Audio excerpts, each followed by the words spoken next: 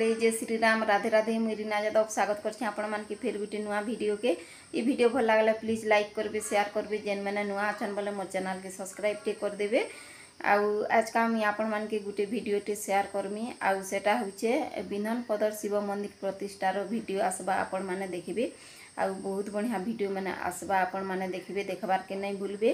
आउ प्लीज गोटे लाइक टे करबे। आउ जेन मैंने भी मोर वीडियो देखुछन तांकु बहुत बहुत धन्यवाद।